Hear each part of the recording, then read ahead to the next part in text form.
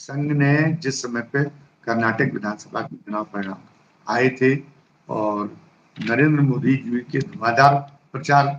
करने के बावजूद, और जबकि कांग्रेस उसमें बिल्कुल मरी हुई हालत में थी और वहां सरकार बन गई थी कांग्रेस की, तो संघ ने ये कहा था कि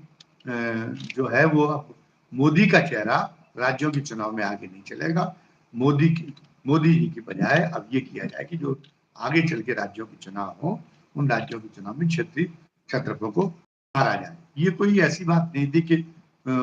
संघ कोई मोदी जी के प्रति द्वेष झलका रहा हो। संघ को मोदी जी का कृतज्ञ था कि नहीं, कम से कम उन्होंने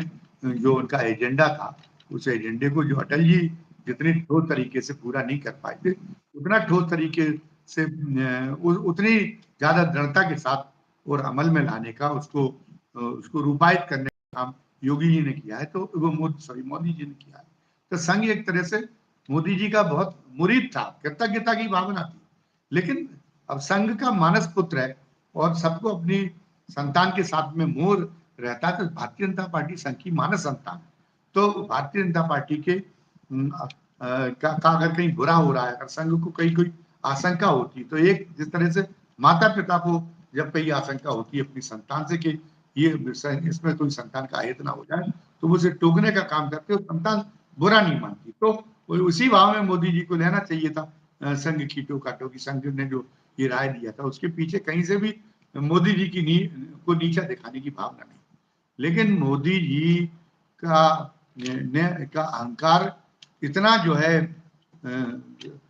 सिर चढ़ चुका है कि वो अपना विवेक खो देते, आपा खो देते हैं। वो जो अगर कोई शुभचिंतक भी अगर कोई बात कह रहा है, तो वो समझते कि शुभचिंतक ने भी कैसे ये हिम्मत कर ली कि उनको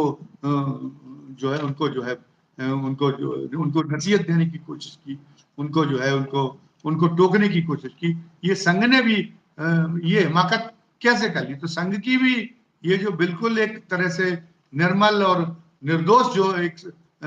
सलाह देने की जो भावना थी, जो संघ जिसको मार्गदर्शन देने का अधिकार भारतीय जनता पार्टी को माना जाता था, वो उसको भी सहन नहीं कर सके और उन्होंने 3 राज्यों में जो फिर उसके बाद में जो 5 राज्यों के चुनाव हुए, जिसमें 3 प्रमुख हिंदूभाषी राज्य थे, केवल संघ को नीचा दिखाने की गरज से, केवल ये साबित करने की गरज से कि संघ को भी हम कुछ नहीं समझते, उन्होंने जो है कोई भी जो लोकल लीडरशिप थी, जो क्षेत्रीय लीडरशिप थी उन राज्यों की, उनको एक किनारे कर दिया। और उन्होंने कहा कि, और एक तरह से प्रकारांतर से ये कहा कि जब उन्होंने कहा ये चुनाव केवल कमल के निशान पे लड़े जाएंगे, मतलब हमारे जो है चेहरे पे केवल लड़े जाएंगे, हमारे चेहरे के अलावा बीजेपी का कोई मूल्य नहीं। वैसे भी एक जरा भी सद्बुद्धि हो तो एक व्यक्ति के भरोसे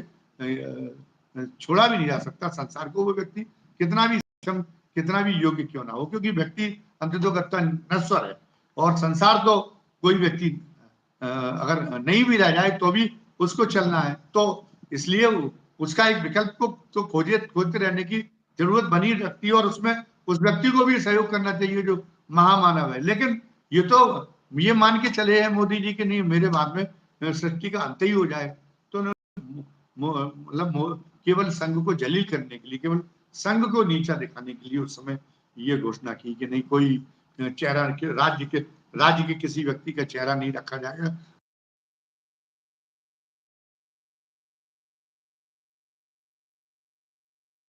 ये कर दी कि जब लोकसभा के चुनाव हो रहे थे तो कोई इस बात में विवाद करने का कोई औचित्य नहीं था जो जेपी नड्डा से मोदी जी ने बयान।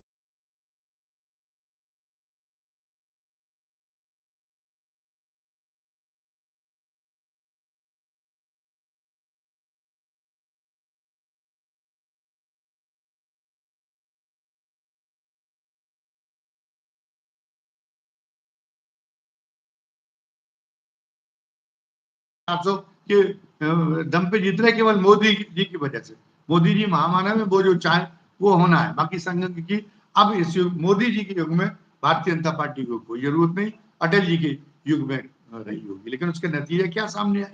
अब आप उसकी अपनी बनाने के लिए आप चाहे जितना साबित करें कि नहीं हम हारे नहीं है, हम तो जीते हैं और ये और वो, लेकिन कुल मिला के सब महसूस कर रहे हैं कि नहीं,